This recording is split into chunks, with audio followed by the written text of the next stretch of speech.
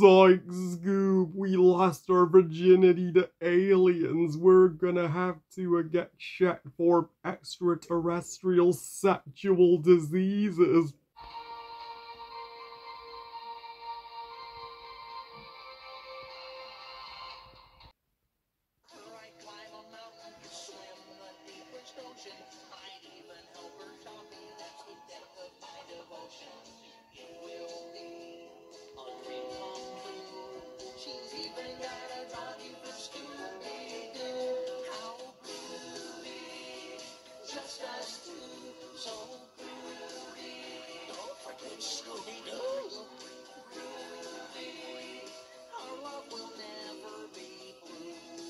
Scooby-Doo and the Alien Invaders, directed by Jim Sturstrom, and is the third Scooby-Doo movie overall, releasing in the year 2000, and is the first Scooby-Doo movie, I am convinced, to go more sci-fi than a horror. So, Scooby-Doo and the Alien Invaders tells the story of where Scooby, Shaggy, and the Mystery Gang are headed to the desert, where unidentified flying objects have been recorded in the area. And it turns out that's the gang and the town locals have discovered a mine filled with gold that these aliens seem to be taking an interest in, but of course, are the aliens real, or are they just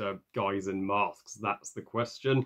But what Shaggy and Scooby find is even better than gold, the love of their lives, Crystal and her dog Amber, posing as a wildlife photographer when she's in actual fact a government agent. The Alien Invaders was always the Scooby-Doo movie I was most looking forward to reviewing for you all, as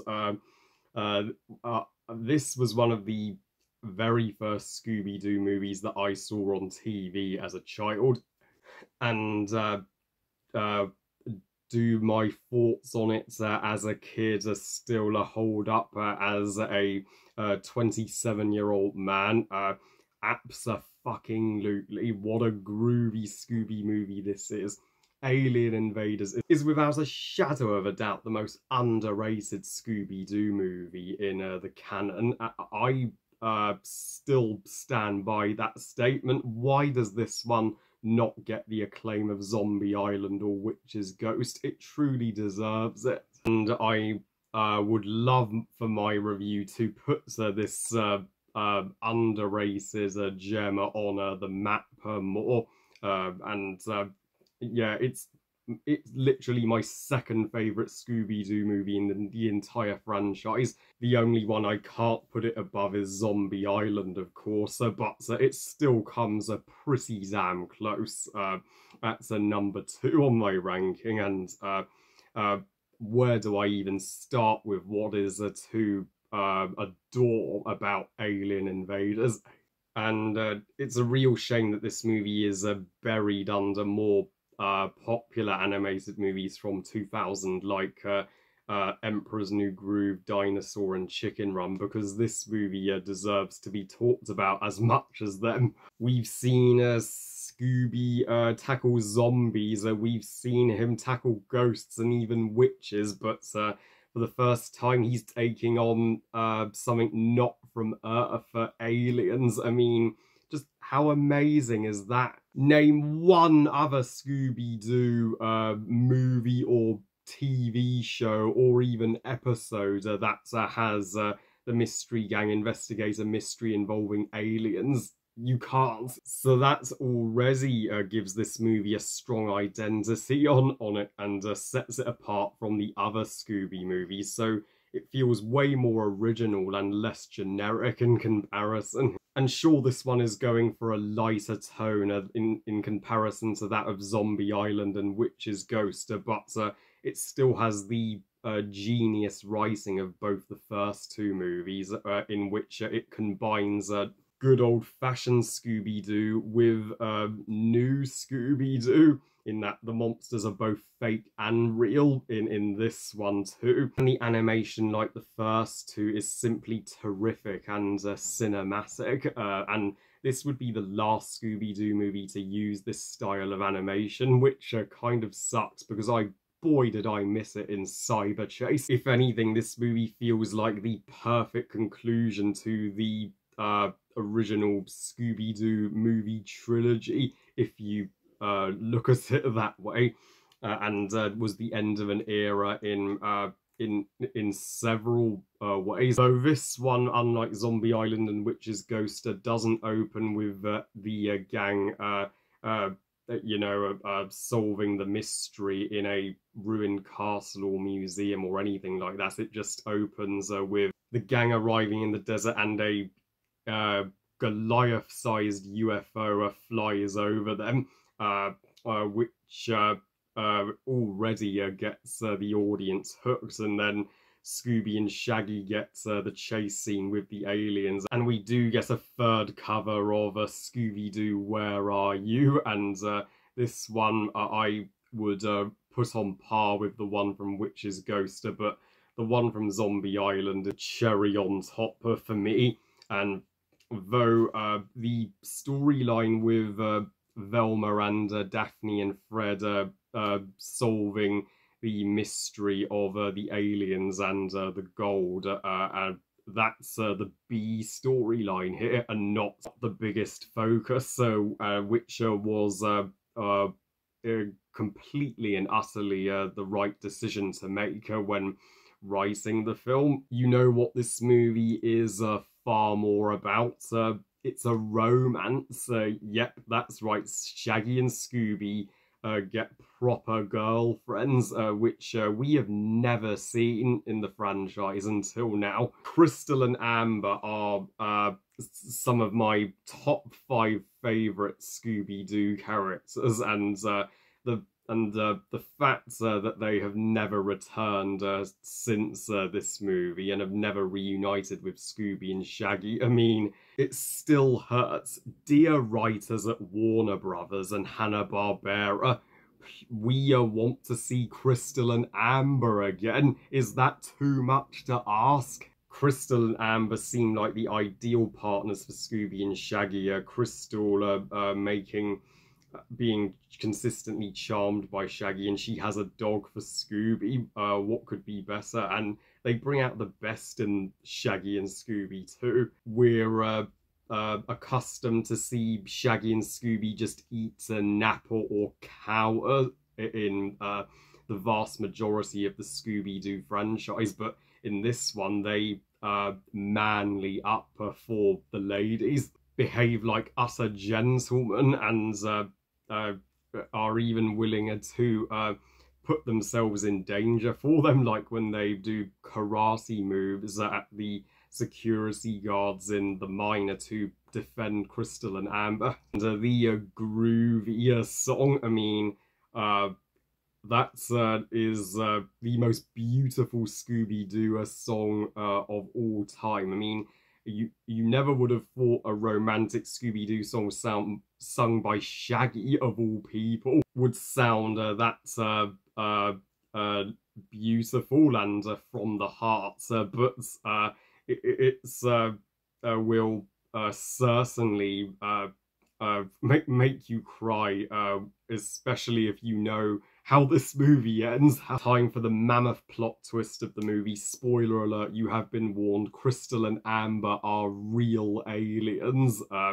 Yep, they are government agents sent from their planet to investigate lights coming from Earth.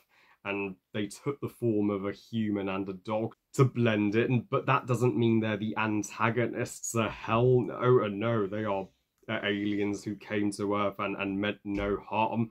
And when Shaggy and Scooby see Crystal and Amber's true extraterrestrial form, you can see how crushed and heartbroken they are, and as they realise that a long-distance alien relationship would never work out. And let's be honest, a human and an alien and a dog and an alien can't exactly have children together.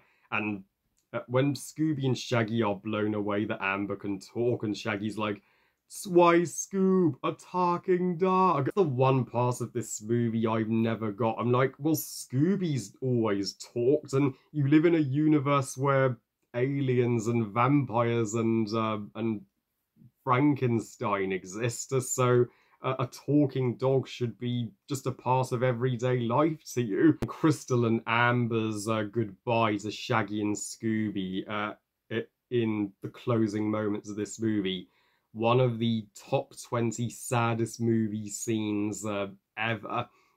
Literally. So thankful that this movie was Shaggy and Scooby centers and gave them a real development after having them so long just to be the comic reliefs of the gang. And of course they get over it in a flash when Velma brings out the good old Scooby snacks. And yeah, getting back to Velma, Daphne and Fred.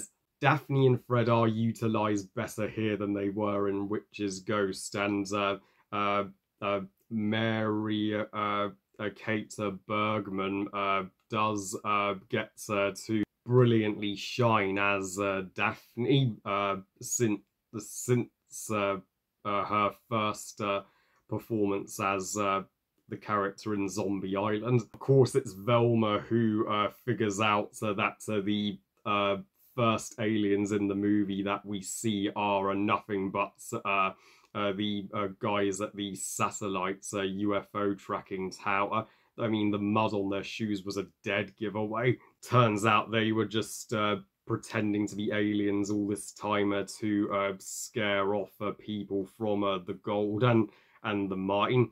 And they become even more threatening as villains when they try and capture Crystal and Amber. And seeing Amber in her alien form just to trying to push back the digger to protect Crystal, and then Shaggy and Scooby bravely come to their rescue, makes for a rather edge of your seat climax. And it's not the most terrifying Scooby-Doo climax, but it's one of the most emotionally impactful. The villains here may seem weak at first, but trust me, they do get better towards the climax. And having Crystal and Amber designed so differently from the alien costumes we saw at the beginning helps you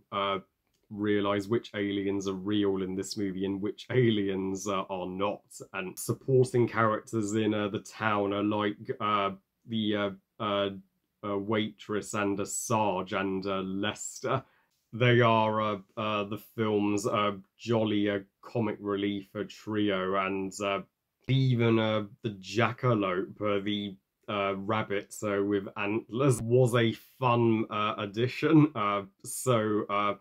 Overall, you can tell how much I love Alien Invaders. This was, in my opinion, the last true classic Scooby-Doo movie, because after this one, the franchise would only go on a downward spiral from here. I give Scooby-Doo and the Alien Invaders 5 stars out of 5. Best movie ever.